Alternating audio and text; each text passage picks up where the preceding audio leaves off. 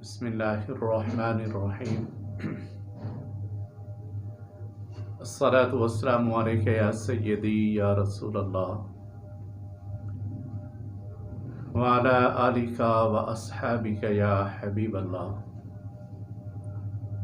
محترم سامعین اکرام، سلسلہ وار گفتگو قرآن کریم کی صورتوں کے بارے میں، ان کے فضائل، شان نزول، کتنی آیات مبارکہ ہیں، کتنے رکوع ہیں اور ان کی فضیلت کیا کیا ہے، یہ سلسلہ وار گفتگو چل رہی ہے۔ آج کی گفتگو جو ہے وہ سورۃ الانعام کے بارے میں ہے۔ انعام کا معنی مویشی، جانور یعنی جانور ہے، اور اس سورہ مبارکہ کے اندر رب ذوالجلال نے مشرکین کے ان عقائد کا رد فرمایا جو مشرکین جنہوں نے بعض جانوروں کو اپنے لیے حلال رکھا اور بعض کو از خود انہوں نے اپنے لیے جانوروں کو حرام کر لیتے تھے، ان کا تذکرہ ہے۔ اور اسی انداز میں اس سورہ مبارکہ کے اندر ان 8 جانوروں کا بھی تذکرہ، رب ذوالجلال نے جو جوڑے بنائے، ثمانیۃ ازواج من الضأن اثنین و من الماعز اثنین، 8 جانوروں کے جوڑوں کا بھی تذکرہ ہے، یعنی گائے اور بیل 2 جانور، اونٹ اور اونٹنی 4 جانور ہو گئے، بکری اور بکرا 6 ہو گئے۔ اسی انداز میں چھترا، اور اس کے اندر دمبا بھی ہے، یعنی بھیڑ اور چھترا، اور انہی کی نسبت سے دمبے کو بھی اس کے اندر شامل ہے، یعنی ایک ہی جنس، جو کہ رب ذوالجلال نے 8 جانوروں کا بھی تذکرہ سورہ انعام کے اندر رکھا۔ اور اس سورہ مبارکہ کے 20 رکوع ہیں، 165 ان کی آیات مبارکہ ہیں سورہ انعام کی۔ اور قرآن کریم کے اندر یہ واحد ایسی سورہ مبارکہ ہے جو کہ ایک رات کے اندر نازل ہوئی۔ اس کی کچھ ایسی آیات مبارکہ ہیں جو کہ الگ الگ مقام کے اوپر نازل ہوئی، کچھ آیات مبارکہ، اور بقیہ ساری سورہ مبارکہ ایک رات کے اندر نازل ہوئی۔ اور جب میں اس کا پڑھ رہا تھا تو میں بڑا ہی اپنے اندر حیران ہو گیا کہ وہ حفاظ کرام جو پورا سال محنت کرتے ہیں، اور جب رمضان شریف آتا ہے تو ایسے حفاظ کرام جنہوں نے قرآن کریم کو سنانا ہوتا ہے، ان کو تو اپنا کھانا پینا بھی بھولا ہوتا ہے، یعنی سحری افطاری کا جو نظام ہے، سحری افطاری کے وقت بھی وہ توجہ کے ساتھ اپنے کھانے کے اوپر توجہ نہیں دیتے، بس سارا دن ان کے ہاتھوں کے اندر قرآن کریم ہوتا ہے، تو پھر جا کے وہ تراویح کے اوپر جا کر اپنا قرآن کریم سناتے ہیں۔ اور سورۃ الانعام یہ تقریباً 1.25 پارے کی سورہ مبارکہ ہے تقریباً، اور حفاظ کرام جب یہ سورت آتی ہے تو ایک ہی سورت پڑھتے ہیں، یعنی سورہ انعام کا جب مرحلہ آتا ہے تو ایک سورت کے اندر 20 رکعت اپنی ادا کرتے ہیں، 20 اس کے رکوع ہیں، 165 ان کی آیات مبارکہ ہے۔ اور سرکار دو عالم، فخر دو عالم حضور صلی اللہ تعالیٰ علیہ وآلہ وسلم کو اللہ نے کتنا علم عطا کیا ہوگا، جو کہ قرآن کریم کے اندر ہے، وَعَلَّمَكَ مَا لَمْ تَكُنْ تَعْلَمْ، اے میرے محبوب، ہم نے آپ کو وہ بھی علم سکھایا جس کو آپ جانتے نہیں تھے۔ تو پتہ یہ چلا اللہ کے نبی کی بارگاہ کے اندر جس کو سکھانے والی ذات قادر کریم ہو، اور سرکار کے اوپر جب اللہ کا کرم ہے ہی ہے، تو اللہ کے محبوب کی کتنی شان ہوگی کہ سورہ مبارکہ کو مکمل یاد بھی رکھا، اور کاتبین جو قرآن کریم کی لکھ رہے تھے آیات مبارکہ، ان کو بھی بتایا اس کو فلان جگہ کے اوپر اس آیت کو رکھو، اس سورت کی اس آیت کو فلان جگہ پر رکھو، اس جگہ پر فلان جگہ پر، اس ترتیب کے ساتھ سرکار لکھاتے بھی گئے۔ اور میں بڑا ہی حیران اور پریشان ہوا کہ اللہ کے نبی 165 آیات مبارکہ، کوئی تھوڑی سی بھی نہیں ہے، یوں سمجھو کہ 165 کہانیاں کہہ لیں، 165 مضامین کہہ لیں، 165 جو ہے وہ واقعات کہہ لیں، اللہ کے نبی کو ہر حرف با حرف اللہ کے نبی نے وہ لکھا دیا۔ اور حضرت اسماء بنت یزید رضی اللہ تعالی عنہا فرماتی ہیں، جب یہ سورہ مبارکہ نازل ہو رہی تھی، میں سرکار کے قریب ہی تھی، میں نے سرکار کی اونٹنی کی جو مہار کو پکڑا ہوا تھا، اور اونٹنی سے وہ بوجھ جو کہ جب سرکار کے اوپر وحی نازل ہوتی تھی نا، تو اتنا بوجھ ہوتا تھا کہ وہ ایک طرف جو ہے نا سرکار جھک جایا کرتے تھے، اتنا بوجھ ہوتا تھا، اور اونٹنی اس جو وحی کا وزن ہے اس کو برداشت بھی نہ کر سکی، اور حضرت اسماء بنت یزید فرماتی ہیں، میں محسوس کر رہی تھی کہ ایسا نہ ہو کہ اونٹنی کی ہڈیاں ہی نہ ٹوٹ جائیں، یعنی اس انداز کا وزن اونٹنی کے اوپر پڑ رہا تھا۔ اور فرماتی یہ ایک رات کے اندر، اور اسی انداز میں حضرت عبداللہ ابن عباس رضی اللہ تعالی عنہ فرماتے ہیں، جب یہ سورہ مبارکہ نازل ہو رہی تھی، جس وقت جس رات نازل ہو رہی تھی، آسماں کے فرشتے جو کہ بہت بڑی جماعت کے اندر آئے، اور انہوں نے مشرق و مغرب کو گھیر لیا۔ کیسے گھیرا؟ جیسے ہمارا کوئی وزیر سفیر آئے تو کیا ہوتا ہے، اس کی سیکورٹی کے لیے، اس کو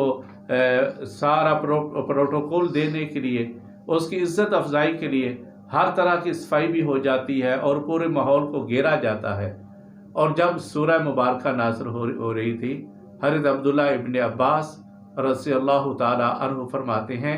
آسماں کے فرشتوں نے مشرق و مغرب کو گھیر لیا، اور اس وقت پڑھ کیا رہے تھے؟ وہ اللہ کا ذکر، اللہ کی تسبیح کر رہے تھے، اور زمین اس وقت لرز رہی تھی، یعنی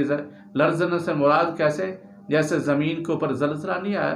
لرز رہی تھی جب یہ سورہ مبارکہ نازل ہو رہی تھی۔ اور سرکار دو عالم،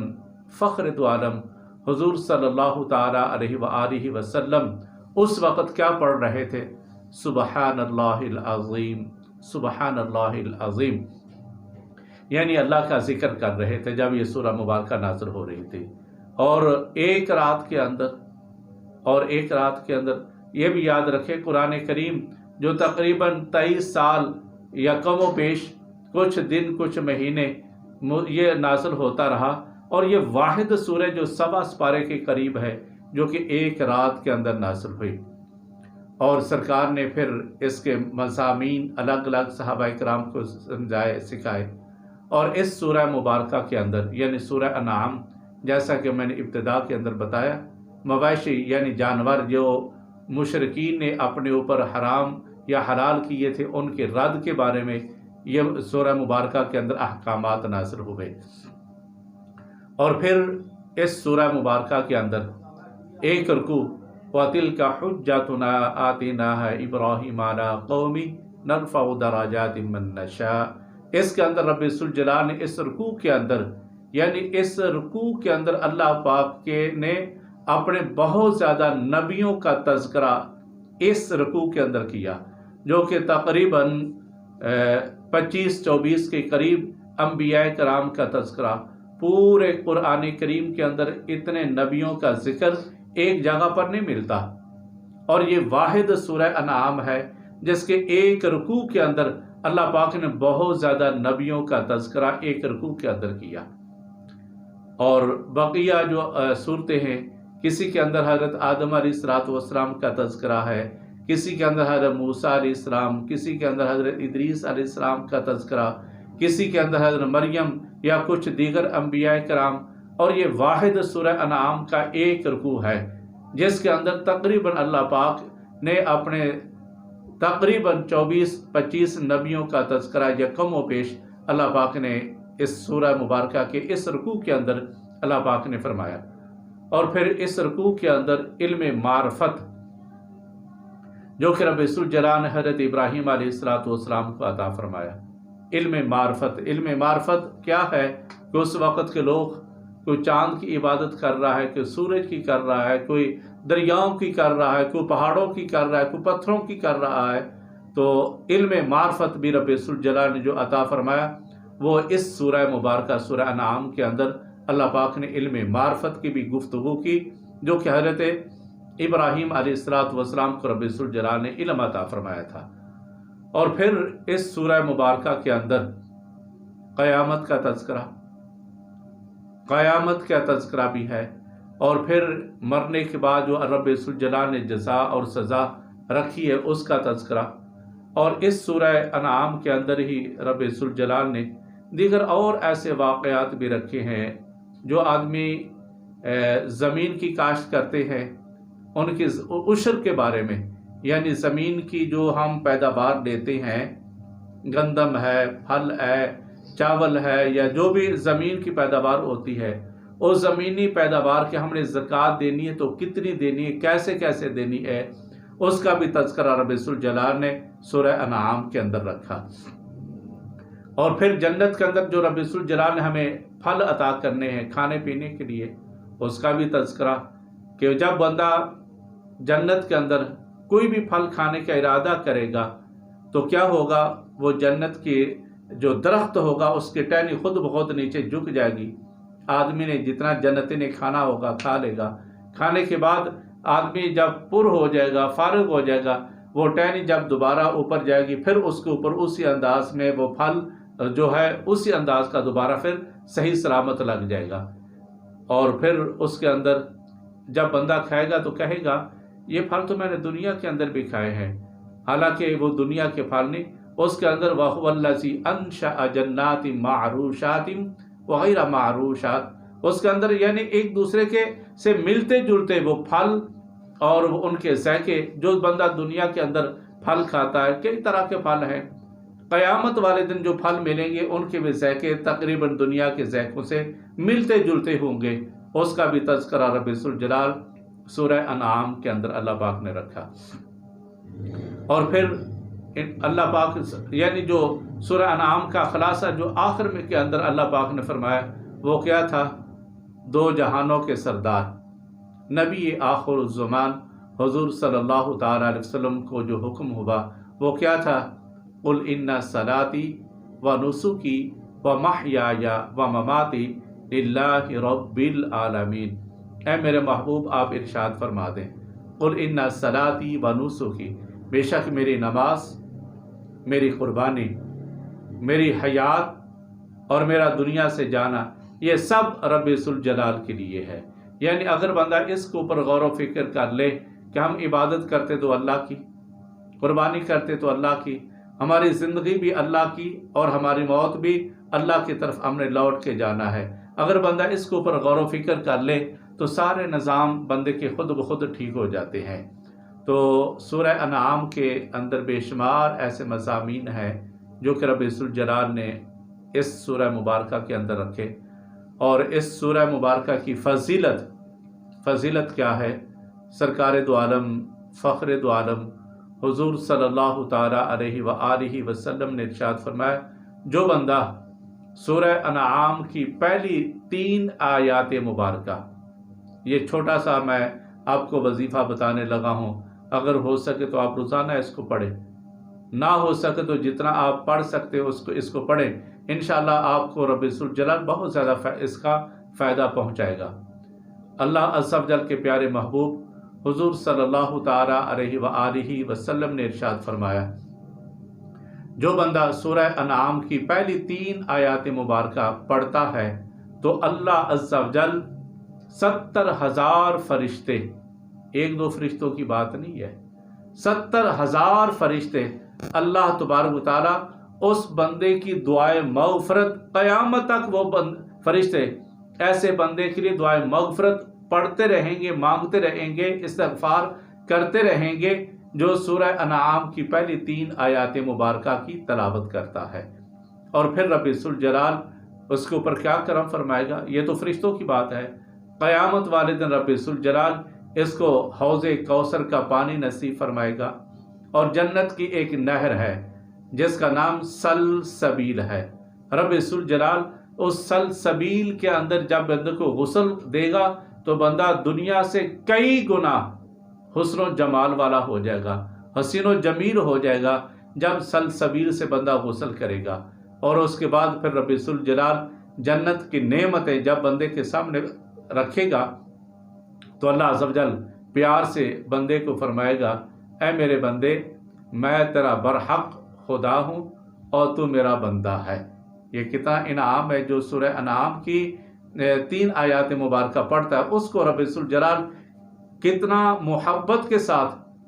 اس کے ساتھ کتنا کرم والا برتاؤ فرمائے گا۔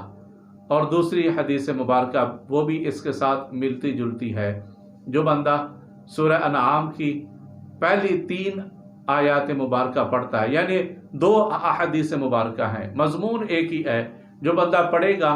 رب ذوالجلال اس کے ساتھ اس انداز کا سلوک فرمائے گا، اس کے لیے 70,000 فرشتے اس کے لیے دعائے خیر کرتے رہیں گے، استغفار پڑھتے رہیں گے، اور پھر رب ذوالجلال قیامت والے دن اس آدمی کو حوض کوثر کا پانی بھی نصیب، اور پانی کے علاوہ رب ذوالجلال کیا کرم فرمائے گا، پانی بھی دے گا، سلسبیل سے غسل بھی کروائے گا، اور پھر جنت کی اعلیٰ نعمتیں جب بندے کو عطا کرے گا، پھر اللہ پاک فرمائے گا، اے میرے بندے، میں تیرا برحق خدا ہوں اور تو میرا بندہ ہے۔ اور پھر ایک اور حدیث مبارکہ جس کے اندر اللہ عز و جل کے پیارے محبوب حضور صلی اللہ تعالیٰ علیہ وآلہ وسلم نے ارشاد فرمایا، جو بندہ نماز فجر ادا کرتا ہے جماعت کے ساتھ، اور جماعت کے ساتھ جب نماز فجر ادا کر لی، ابھی اپنے مسلح کے اوپر یعنی جہاں بیٹھا اسی جگہ بیٹھ کر کیا کرتا ہے، سورہ انعام کی پہلی 3 آیات مبارکہ پڑھتا ہے، تو رب ذوالجلال کے 70 فرشتے اس کے لیے کیا کرتے ہیں، خیر و برکت کی دعا کرتے ہیں، اس کی مغفرت کی دعا۔ تو سورہ انعام بہت زیادہ فضیلت والی ہے، بہت زیادہ عظمت والی ہے۔ اگر ہو سکے تو آپ پوری سورہ مبارکہ کو پڑھیں، سورہ انعام ساری پڑھیں، ساری پڑھنے کی بھی بہت زیادہ فضیلت ہے، سورہ انعام کی ساری پڑھنے کی بہت زیادہ فضیلت ہے۔ اگر آپ ساری نہیں پڑھ سکتے تو کم از کم سورہ انعام کی پہلی 3 آیات مبارکہ وہ آپ ہو سکے تو زبانی یاد کر لیں، چھوٹی سی ہیں، بڑی نہیں ہے، چھوٹی سی ہیں۔ اگر زبانی یاد نہیں کر سکتے تو اوپر دیکھیں، کم از کم اپنی زندگی کے اندر ہفتے کے اندر 2-4 مرتبہ اگر روزانہ پڑھیں تو پھر کیا کرم ہے اللہ کا۔ اگر روزانہ نہیں پڑھ سکتے جب آپ کو یاد آ جائے اس کی تلاوت کریں، انشاءاللہ رب ذوالجلال تلاوت کرنے کی بدولت آپ کی دنیا کے اوپر بھی آپ کے اوپر اللہ کا کرم ہوگا، آخرت کے اندر بھی رب ذوالجلال کا کرم ہوگا۔ تو اللہ پاک ہم سب کو سورہ انعام کی کثرت کے ساتھ تلاوت کرنے کی رب ذوالجلال توفیق عطا فرمائے۔ وآخر دعوانا ان الحمدللہ رب العالمین۔ السلام علیکم ورحمۃ اللہ وبرکاتہ۔